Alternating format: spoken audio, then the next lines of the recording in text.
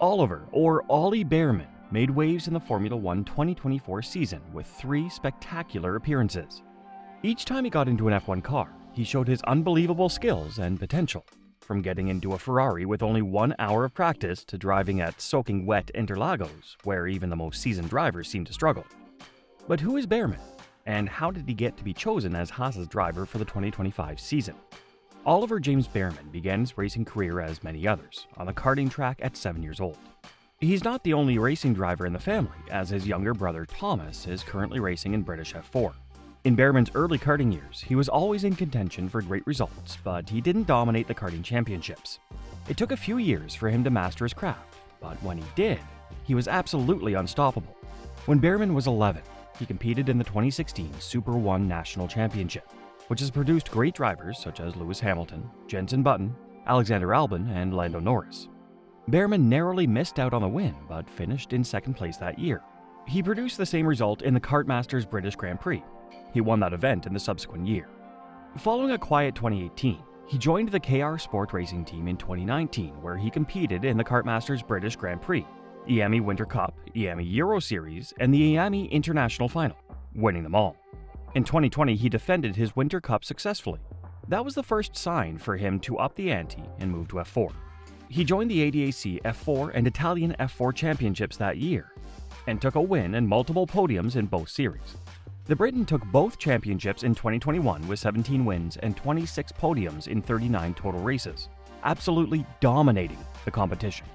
His performances earned him a full-time seat at the Ferrari Driver Academy, and he dropped out of school at 16 years old to pursue racing full-time.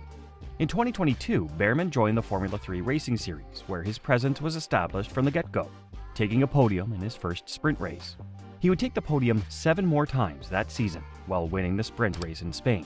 He would finish third that season, missing out on the title by just 7 points. He did, however, impress everyone in his rookie F3 year as he was promoted to F2 for 2023. The British driver had some difficulty adapting to the new cars, with some bad results and a few retirements. But when he got the hang of it, he won 4 races and had a total of 6 podiums, putting him in 6th place in his rookie year. 2024 was a different story, however. The 19-year-old was called up to replace Carlos Sainz in just the second race of the season, for which he withdrew from the corresponding F2 weekend, and became Ferrari's youngest F1 driver, even if only for 1 race. Ollie had one banger of a race weekend, with only 1 single hour of practice ahead of qualifying to get adjusted to the car. The one-time Ferrari driver delivered a stellar performance by making it into Q2, and just missing out on Q3 by 0.064 seconds, qualifying in 11th place for the race. The Jeddah Corniche circuit is known for its intense speed and insane sweeps and turns. The inexperienced rookie knew that F1 cars produce much more G-force than F2 cars. In the end, there were even dents in Bearman's headrest. Despite this, most of the pain was not in his neck, he told The Times. Most of the pain was from my lower back. The neck is a given, but Jeddah is one of the most difficult tracks. Even the straights, they twist quite a bit, which doesn't look much, but when you repeat it 50 times, there's no rest. The Briton's height of 1.87 meters doesn't help either. F1 cars are very tight and not built for comfort. Everything was very last minute. When I made the seat, I didn't think I'd be having to use it. The differences between the 2 classes also surprised Bearman. We don't have as much downforce or G-force in F2, so the strain is much less. But we don't have the power steering in F2, so the steering work is super heavy. When I finished an F2 race, my arms are usually tired, but apart from that I'm fine. In F1, the steering is very light, but it's everything else. You're just getting thrown around. Muscles you don't feel like you're engaging. They're aching the next day, Bearman said. The one-time Ferrari driver managed to finish an impressive 7th in his first F1 race, having battled with the likes of Lewis Hamilton and Lando Norris and even beating the seasoned drivers. After the Saudi Arabia weekend, he had more points in Formula 1 than he had in Formula 2. Back in F2, Bearman scored solid points at most races, but was unable to get into a podium scoring rhythm, only taking 3 sprint race wins to his name across the season. When the Baku weekend came around the corner, he already knew ahead of time that he would once again be switching out his Prema car for an F1 car.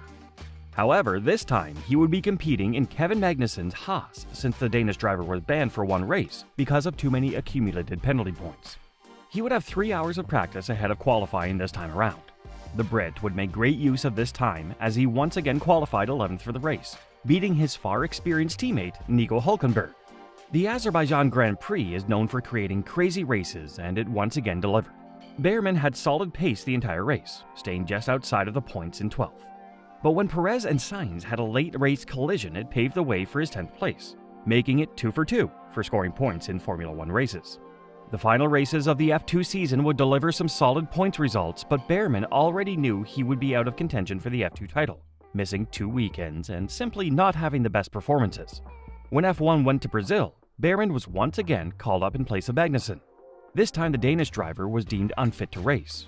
This meant that Oliver Bearman would be racing in his first F1 sprint weekend. Bearman would only have 1 hour of practice to reacquaint himself with the Haas car ahead of sprint qualifying later on Friday.